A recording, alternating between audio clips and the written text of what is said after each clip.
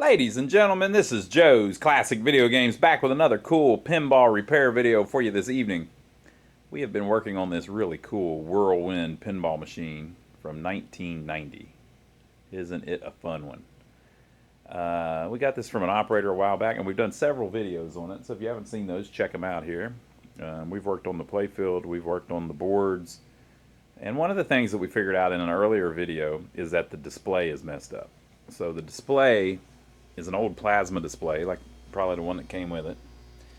And one of the segments in the top half of the display is missing. The little diagonal line that you need to make like an R.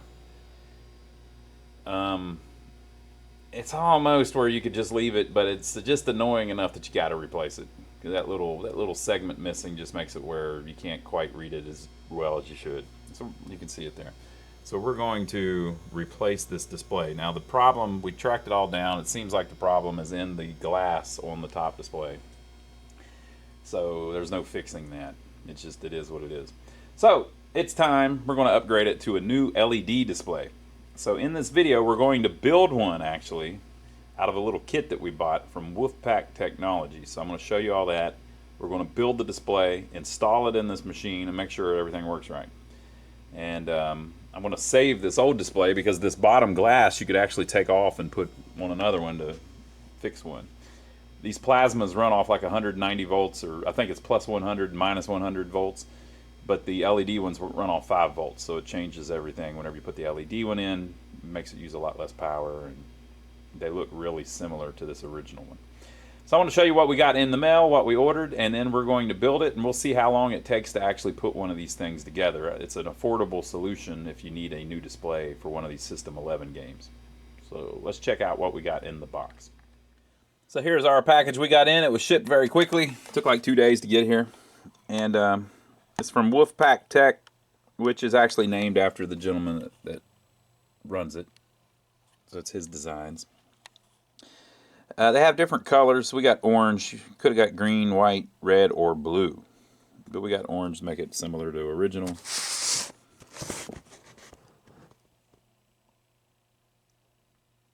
And yeah, so just a simple little box. Let me open it up and see what's inside. So in the box we have the board itself, unpopulated. We've got 2 masks that are going to go over the LED displays eventually to make them look more like the originals. We have a tube, I just broke the rubber band off of it. We have a tube full of integrated circuits, IC chips that we need to put in places. It almost looks like there's more than we need. I wonder if you'd use different ones depending on what's going on. Maybe not. We have some connectors and a few capacitors. And then we have a bunch of resistors. It feels like there's a bunch, but it says 4. Yeah, there's a bunch. Do they need one for each? Oh, they all go here. Okay, makes sense. All right, so this is what we're trying to build. Now, I've done a whole bunch of these kits on the Bally displays, where it's you know, to replace the ones on the early Bally electronic pinball machines. And whenever you do those, you have to build 5 of them. So this one, yeah, it's got more stuff, but there's only 1 of them. So I don't know, it might be a little faster actually. I think I figured out on the Bally displays it took me about 25 minutes per display to make them. I'm going to guess this is going to take an hour and a half. That's my guess. When assembled, this display will replace the displays that use the Williams D12232-1 display controller. For the complete list of compatible machines, see the list at the end of the instructions. And it says, here's our parts list. It tells us what comes with it. Looks like we've got everything. And the resistor that you use depends on the color of the displays. Makes sense.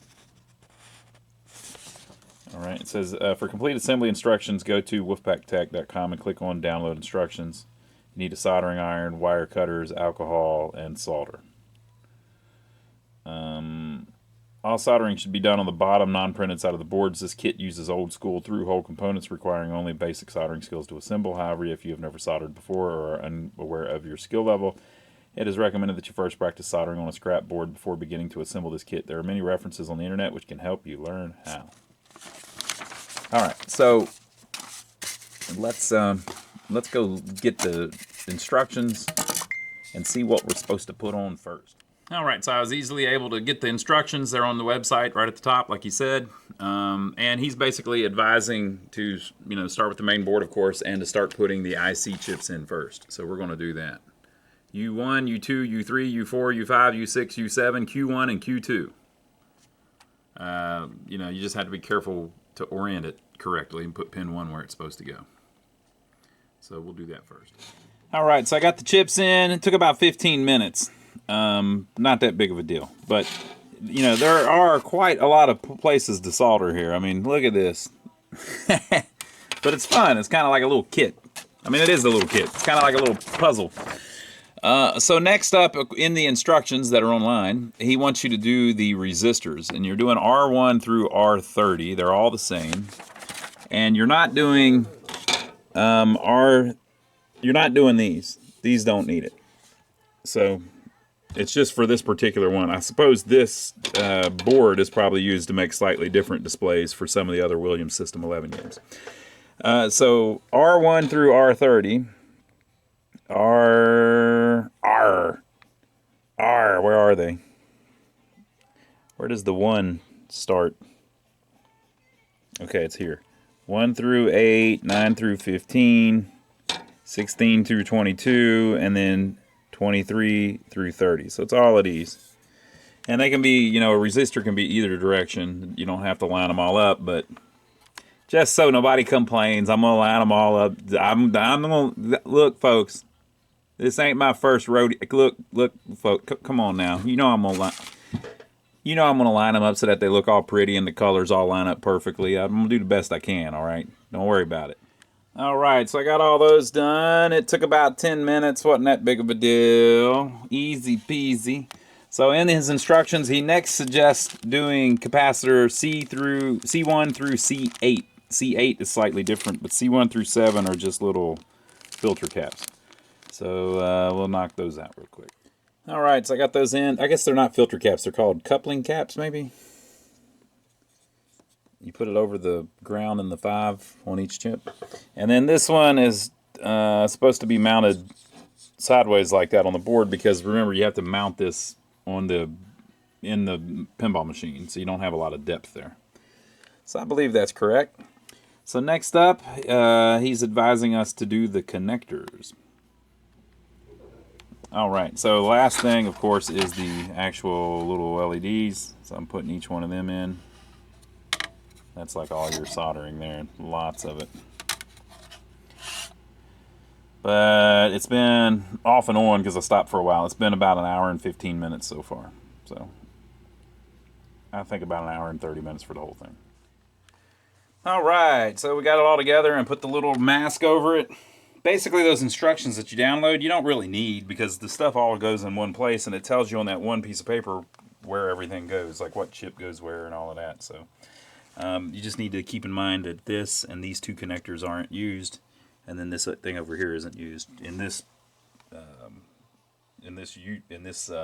application. I'm sure that's there for some reason though, so some game must need it. Okay, so we're ready to try it in the machine.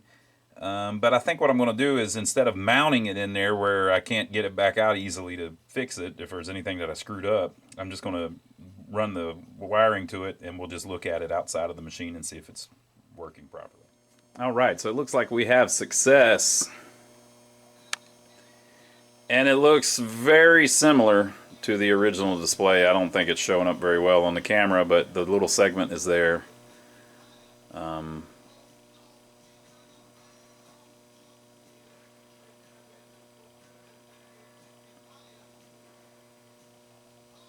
So let me go out into a tract so you can see the... Oh, wait a minute. Oh, wait a minute. Got one problem there. See it? So I'm going to guess that I screwed up a solder joint.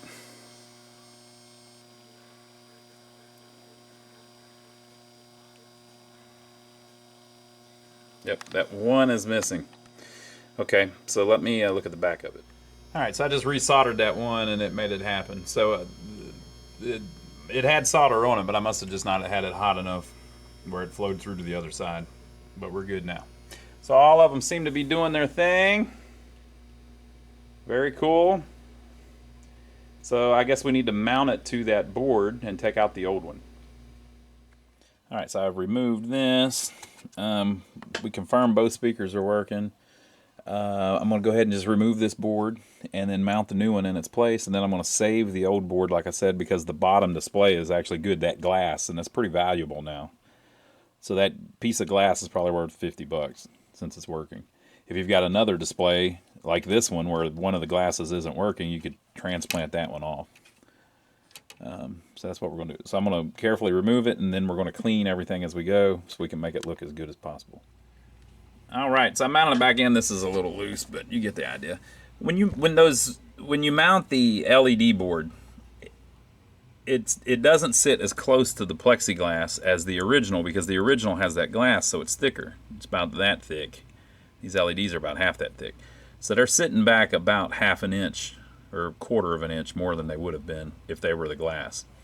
But really, there's nothing you can do. I mean, you cannot get the glass, so your only option is to put an LED one in. And you get benefits from it being LED, so it is what it is. So we got that mounted in there. I cleaned up the speaker grills, cleaned up the plexi, both sides of it, and we can mount it back in there now.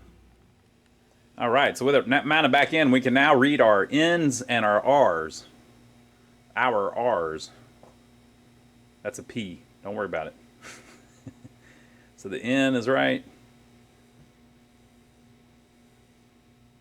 And the replay, the R is right. So everything's correct now. It looks really good. So I would definitely recommend that kit. It's not that hard to put together. It takes about an hour and a half. And then you get a perfectly working LED display out of it. Fantastic. Okay, folks, so next up, we're going to take the board out because we need to fix the problem where it doesn't have batteries in it. And we don't want to put AA's in it because they leak. So we're going to try one of these. Frank's Battery Board Pro Black Edition. System 7 through 11. If you haven't heard of these are just cool little... It's the Black Edition. Look at that. It's on a black board. So basically you take out the old battery pack and you solder this in place, and it makes it where you can put a button battery in it.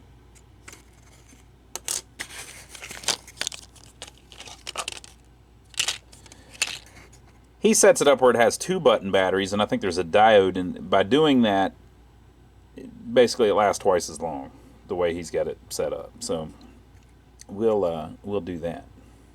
Interesting little board. You don't have to have 2 though, but that's just the design of this board. Look, it says Black Edition in the masking there. Look at that. I guess there's like a trace cut in it and then it's masked. That's pretty cool. I don't know I would pay any extra for that, but I like what they did.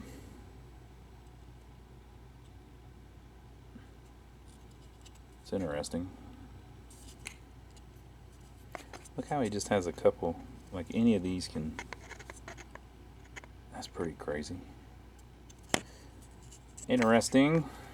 Alright, so that's what we're looking at. So I need to remove the board from the game. That's kind of a pain. There's like 3, 6, I think there's 8 screws that hold it in, but there's like 20 connectors. So let me go grab that out of the board, out of the game, and then we'll take a look at it. We need to look it over anyway just to make sure there's no issues with anything. So here we are. This is, you know, pretty much the coolest pinball board in my opinion. The Williams System 11 board. It's just so big. It's got so much on it. I'm not sure it's a great idea to do it that way, but if you look at what they've done, the sound section is right here. And then the CPU section is right here.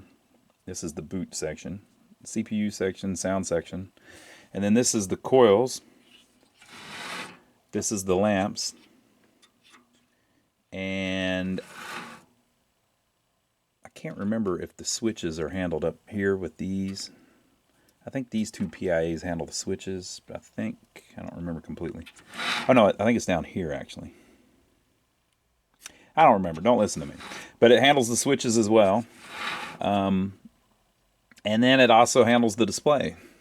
You know, so it's just a very, I think these two do the display up through here. So it's just a very complex board that's got a lot going on.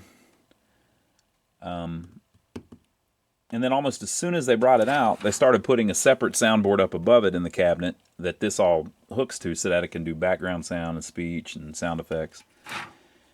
And then you saw earlier how they have one of these transistors turns on in one of our earlier videos. One of these transistors turns on a relay that switches from the A coils to the C coils so that they can expand and add an extra, I guess that adds another 7 solenoids because you're using one to turn it on. But so very cool. And these are special solenoids, they call them. They're literally called special solenoids. They're the ones that it didn't want the computer to have to turn on. So, for instance, the kickers or the slingshots. When the ball hits the switch just basically immediately shorts this solenoid on so that it can fire back immediately without the CPU having to tell it to do it. On a regular switch, like in a saucer or something, the ball lands in it, the switch tells the CPU, hey, the ball landed in the out hole. Shouldn't you kick the ball out of the out hole? And then the CPU goes, why, yeah, don't mind if I do. Let me think about it. Yeah, let me go ahead and kick the ball out of the out hole or whatever, out of the saucer. And then it tells one of the solenoids, oh, kick the ball out of the saucer. Well, that's very slow. Right? They were afraid that the cycle time of the CPU, the clock time or whatever, would be too slow. So they made these special solenoids where the computer can tell the solenoid, hey, fire the left slingshot if it wants.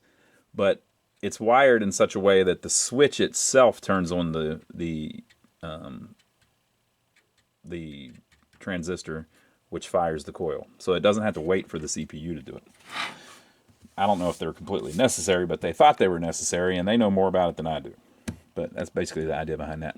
So anyway, the problem with the System 11 board is the problem that was with the earlier boards.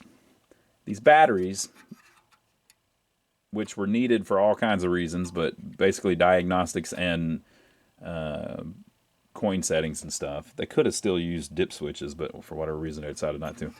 The batteries rot if you leave them in there long enough. And the leads that go to the display run right underneath the battery pack. So if this rots, it starts eating up those traces that run up to this connector, and so the first thing that you'll see is you'll get problems on your display. Now, we had problems on our display, but as you saw earlier, we were able to completely fix it with an LED display. So, bad idea to have those AA batteries on there. You can get rechargeable ones. A lot of people are doing that, I believe, now. And then you can get a little solution like this, which means that you're going to have a lithium battery in it instead of an alkaline battery in it. But you can get lithium AA's too, I guess. But we're going to put those little watch batteries in it. Makes it much less likely to leak. Those can leak. I've seen those leak, but they hardly ever leak. So it's just a much better solution. Okay, so I'm going to unsolder that. That's the first step. All right, so we got the old one out, and it does have a little bit of corrosion on the connectors, but it didn't get bad enough to screw up the board. So if you look closely, there is no damage at all to the board, so we got lucky. But you can also see how this PIA here, which controls the display, all of the traces run right underneath the batteries. Pretty wild. All right, so we're going to go ahead and install this. It's going to tell you, I'm sure, it says positive right there, and that says negative. So you can see that it's clearly marked negative and clearly marked positive.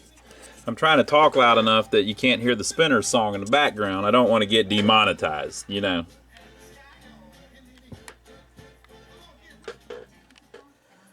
Okay, so I mounted it in there, and I wrote 924 on the batteries. That's the date they were put in there.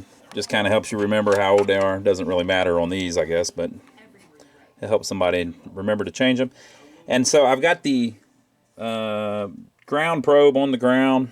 And if you check at this little diode here, there's always a diode around batteries on a board because they want to block, they don't want the board to try to charge the batteries whenever it's turned off. Because, you know, or whenever it's turned on, I mean.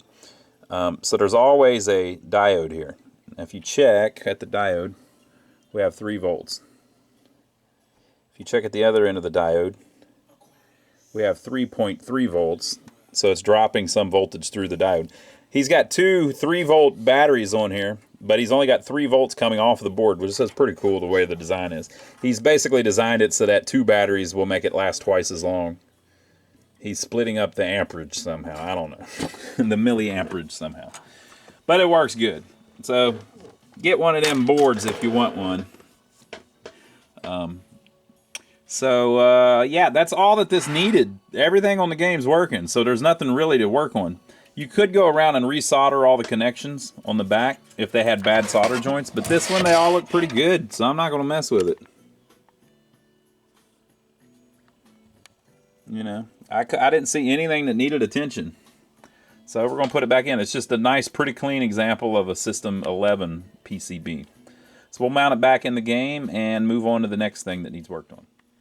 Alright, so I got the board back in, and it boots right up every time you turn it on now. It doesn't say that it has forgot its settings because it has the batteries installed now. So one thing that I've been wondering about on this particular one is the launch shot. So that comes out, and it almost looks like it should go up that ramp. But I've looked at several videos on YouTube of other people's machines, and it appears that that's not actually how it's supposed to be. If you look, this actually says plunger skill shot scores 300, 200, 100K. So the shot is actually, you're supposed to hit that. If you pull it all the way back, it's not going to go up this ramp, it's going to hit this bumper. And that's just how the thing's designed. So I was wondering if that needed adjusted or it was messed up, but apparently that's not the shot you're supposed to make. You're supposed to hit the drop targets. So I'll show you. Oh, looks like rain. So this is what happens if you pull it all the way back. It hits that bumper, right? So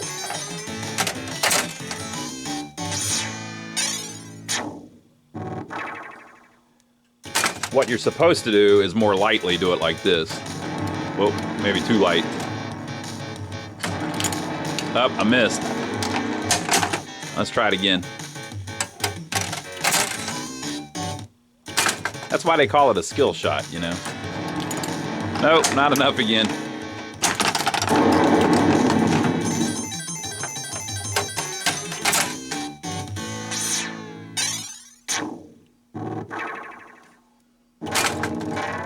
You can actually use this gauge in here. Nope, not enough.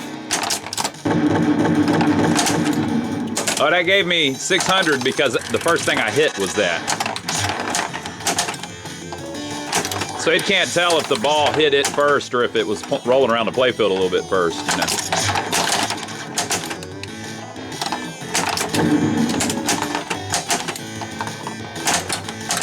All right, so I think the skill shot we've got adjusted correctly, so no problem there. Okay, folks, so the last couple things that we need to do is we need to change out that topper that's all cracked up and faded looking. And we need to touch up the blue a little bit in places around the cabinet. So I think the top is kind of, it's not in great shape. It's in all right shape, but it's just the paint. And so I think that might be a good place to get the color figured out and then touch up the rest of it once we figure out the color. So I'm going to go ahead and take that topper off. It looks like it just screws on the top actually. And we have a replacement brand new one. And then I have all of this paint that I use on things and several colors of blue. So if I can find a blue that's a pretty close match, we'll use it to touch up some of the blue, and that will make the game look much better. Oh, and we need to put the back glass in, of course. We got that over there, though. It's fine. We just need to wipe it down and throw it in there. So yeah, so let me take off that topper and clean the top a little bit, and then we'll see if we can find a blue that matches it all. Okay, so the closest thing I had right out of the bottle is called True Blue, but it's too blue. It's a True Blue. So I've taken my True Blue, which I actually have several versions of True Blue. It's the same color, but I've got several little things of it. And I've painted it on there, and I'm going to let it dry a little bit, and then I'm going to add a little bit of another color to it to kind of make it more like what we're seeing. I don't know how well it's showing up on the camera, but that basically, it should be more green. What happens with all of this stuff is it yellows over time or greens over time. So all of that is very blue. Once you put a True Blue on it, you can tell that that actually is more green than that. So I'm going to take a green that's around that same tone, if that makes any sense, and mix it into it. So basically I don't want a really bright green or a really dark green. I want something kind of medium that's not real vivid. And I'm going to mix a little bit of it with my True Blue and see if we can get that to look more like that. Alright, so I took that and I added some of this Hauser medium green. This is like one of my favorites to mix with for whatever reason, just because it's a good medium color and it's a little dull. So I went around and touched up all of the blue that I could find. It got it looking much more presentable in my opinion. It's not a perfect match, but it's really close to the point that unless somebody's looking for it, they're not going to see it. So I think it looks much better than it did. Basically, you're touching up the edges, you know, everywhere there's a little rub spot. Now, you could put decals on it. But in my opinion, the original silkscreen cabinet looks better than the decals. Unless the silkscreen cabinet is really screwed up, I would much rather have an original silked cabinet than have one with a decal on it. The decals wrinkle, and you can tell it's a big sticker. This is the worst part, is this left side of this top head. I mean, of the head. It's not perfect, but it looks much better than it did. And then if I don't trip and kill myself, if you look at the front, I think all of it looks pretty presentable. It's probably a 9 now out of a 10, in my opinion. And that's without the glass. Now, if we look up at the top, I guess I can do that without the ladder. So you saw where that was all flaking, and or I guess I showed that. Did I show that? It was all kind of flaking off, and so I was able to touch it up. Now, if you look in the middle, where the actual dome goes, it's a lot brighter blue. So I didn't match that. I tried to match the part that I'm touching up, which was faded. You might say, well, why is that? Well, it's because we're only trying to paint a little bit of it. We're trying not to paint the whole thing.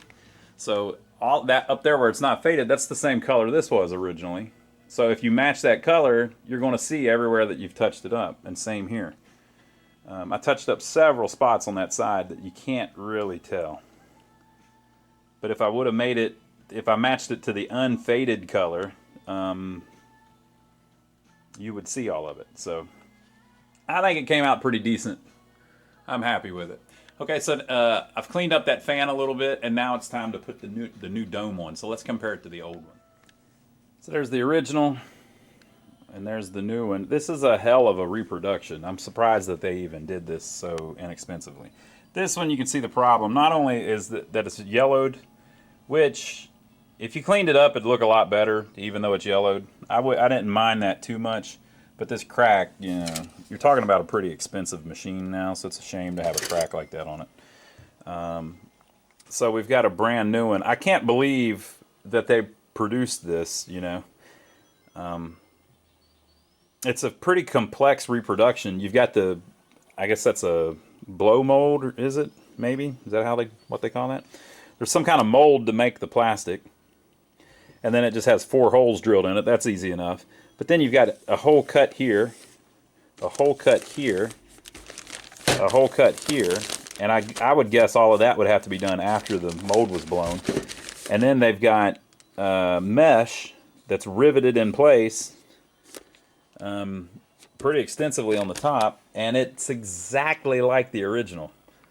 I think it's even the same size mesh. If you look, let's see, that's about a 1/4 inch or maybe a little bit less. It might be slightly bigger, but it's so close it's not even worth mentioning. So, just a very impressive reproduction, in my opinion. I am shocked that they went through the trouble to make it. Now, from what I understand, several companies have made it too. We got this from Starship Fantasy. If you've ever heard of them, it's a place that makes ramps and stuff like this. Great quality, and they usually have the best prices. So we've got these two decals that need to go on there very carefully. Ooh, hope I don't get them weird. You know, I have jitter problems sometimes. If I get them a little crooked where they look weird, I don't know. So I've got to stick those on, and then we'll be ready to mount it back on the top. So Starship Fantasy is in partnership with Classic Playfield Reproductions, which is well known for making good stuff. And it says, Whirlwind Topper. If you're looking for high winds, this one tops them all. Ain't that the truth? Our new Whirlwind Topper is another exclusive quality part made using the original tool from Williams. The topper includes screens and decals. So somehow they have the original stuff that Williams had to make the original ones that they're making the reproductions with. Very cool. All right, so I'm going to put it back on the top where it goes, and that's that. All right, so finished the touch-up paint. Did a little bit of the black lines as well.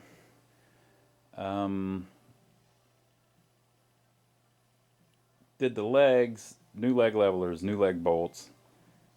Painted the coin door, repaired it, set it on free play. Put glass and the lockdown bar back on, clean of course. New display. Cleaned the speakers. Cleaned and reinstalled the translight, looks good. New topper. New ramps. Cleaned and detailed the playfield. Waxed, of course. All new lamps. All new flashers. Tested everything. Installed the battery board on the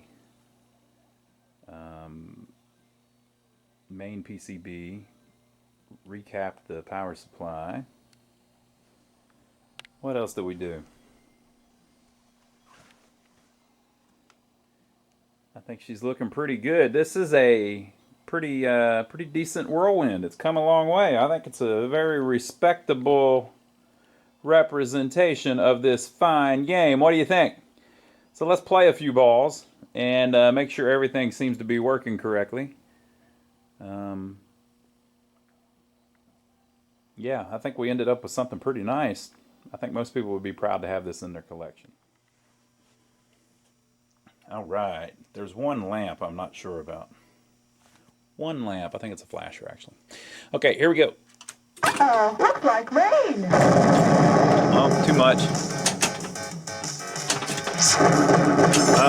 That was the lamp I wasn't sure about, right in front of the drop targets, and it works fine. Missed it.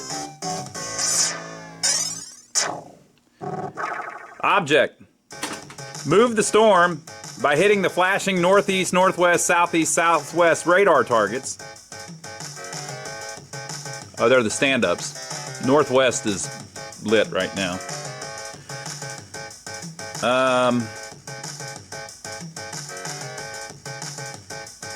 Leading toward the large lit northeast, southwest arrow on the compass.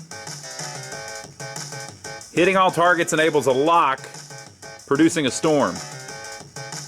Multi-ball. After 2 locks, start multi-ball by shooting the 3rd ball into the lit lock area or the left ramp for release. Million plus. During multi-ball play, the first left ramp shot earns 2 million. Second shot equals 3 million. Third shot equals 4 million. Extra ball. The 2 skyway ramps earn tolls. Light the extra ball target by earning enough tolls. Super seller value. Back panel changes by shooting through the spinner. Light the seller via the left ramp. You may say via the left ramp or right flipper lane. Collect value by diving into the seller. Bonus X times tolls paid plus trips in seller. Look, too strong again. Look at here. The fan's working.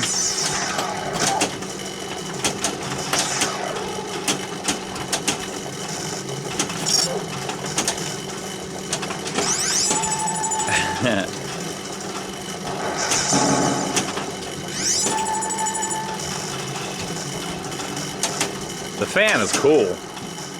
Literally, it's cool. The storm is coming. Return to your home.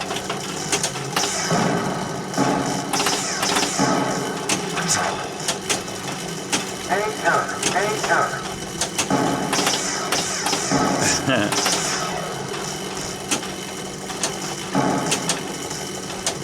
The storm is coming.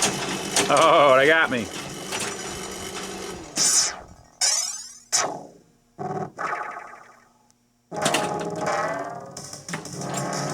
Too much again.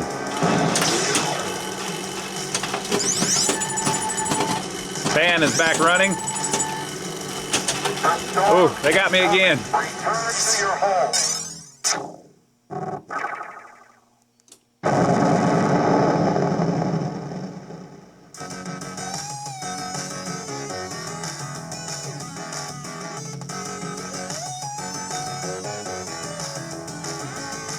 Very cool game.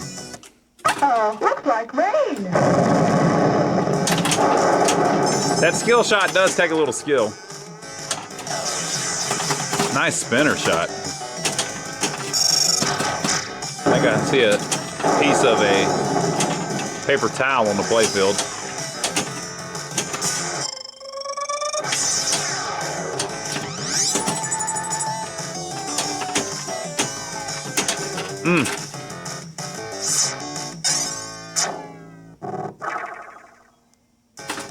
I was playing with it too much. There we go. I finally got the skill shot to work. Oh. That's too late on that flipper.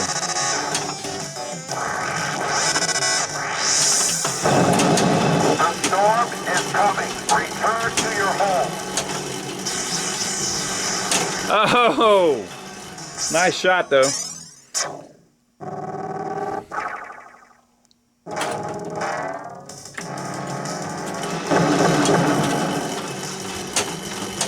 Saved by the bounce. Danger.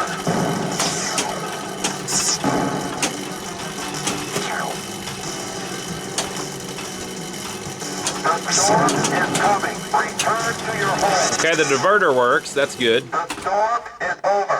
All clear. Okay, the storm is over.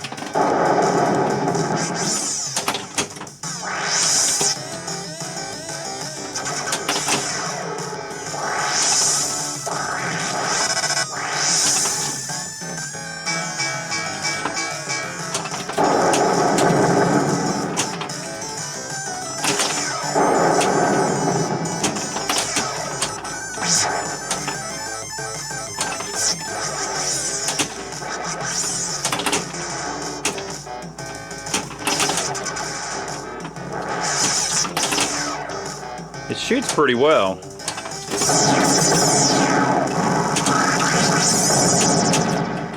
I lost it in the flashers.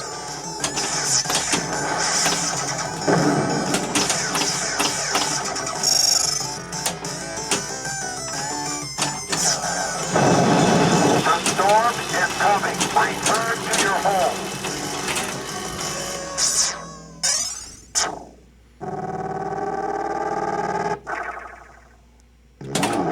Shoot again. Don't mind if I do. Well, not quite enough.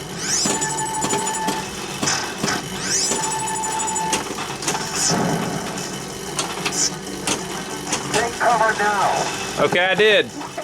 Looky here. I went in the cellar. The storm is coming. Locked number 2. Storm is coming. So all I gotta do is do it again.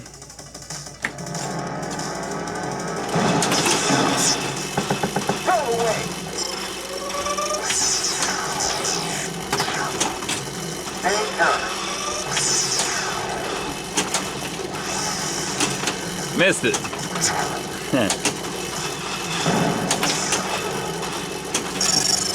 Oh, they've got the... Here it comes.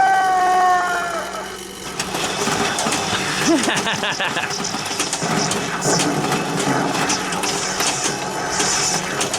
lost one. Lost two. It was fun while it lasted, folks. Wow. Lost three.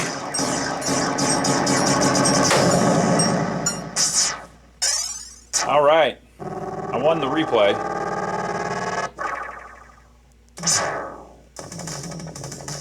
Player one, enter your initials. Okay. I think you can just hold it.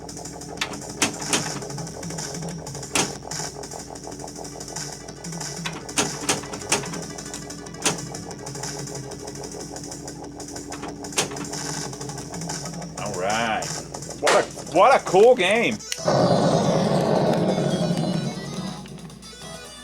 Maybe give us a little light show.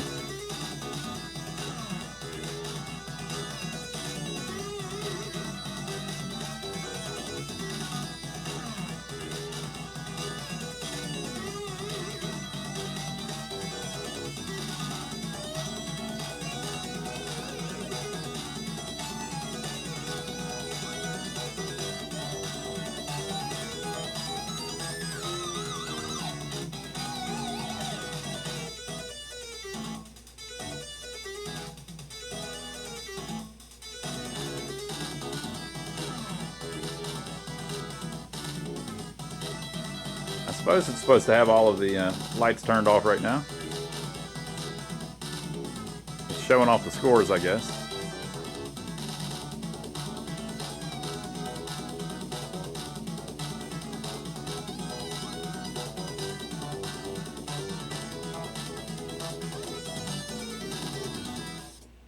Yeah, there we go.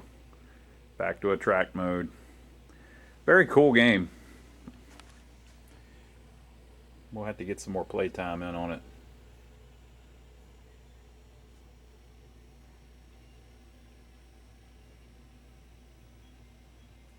Awesome. Awesome, awesome, awesome. So there you go, folks. I hope you enjoyed it. If you like Whirlwind, now you've seen us do one. These System 11s are, you can argue are the best pinball machines ever made if you discount the EMs. I love the EMs, But if you're talking about the modern digital ones, the System 11s I really like. I've said that about all of them, though, so. So I hope you enjoyed it. Make sure to give us a thumbs up for taking the trouble to film it for you. We didn't have to do that. We didn't have to film it for you. Come on. We could have just fixed it and had all this fun without you. And leave your comments down below. Let us know what you think. Tell us all your complaints. And we will see you on the next video. Now, if you want to check out all the games that we have available for sale right now, arcade games, pinball machines, and jukeboxes, go to our website, lionsarcade.com. There's a link down below. And on our website, you will find a parts page up at the top. If you click parts, there's a bunch of links to things that we use in our repairs that are on Amazon. So it's links to Amazon. If you click any of those links to Amazon and then buy anything, even if it's not one of those items you click. Let's say you click it and you're looking at some wax and then you decide, hey, I'm going to buy a Ferrari while I'm here. If you buy the Ferrari after you clicked our link, we get a piece of the money that you pay for the Ferrari. Think about that. It's such an amazing deal, they don't even want us talking about it. But we make a little bit of money by people doing that. So we appreciate everybody that does that. Don't buy anything that you don't already want to buy, though. So we appreciate that. And last but not least, don't forget to check out my brother Donnie. My brother has his own channel here on YouTube. It's called the My Brother Donnie channel. The link is down below. And on this channel, we work on arcade games, pinball machines, and jukeboxes. On the My Brother Donnie channel, he's got a farm, and we work on mobile homes that we renovate and rent. So go check that out if you haven't already. I'm over there with him a lot. And if you like these 90 era solid state games, if this is your wheelhouse right here, these are the ones you really like. This really gets your Whirlwind fan turning. If those are the ones you like, we've done a few more of this vintage. I'll put one of them up right here so you can check it out. So we'll see you over on that video, but we'll see you back here in a couple days with yet another exciting arcade game, pinball, or jukebox repair from Joe's Classic Video Games. We'll see you on the next one.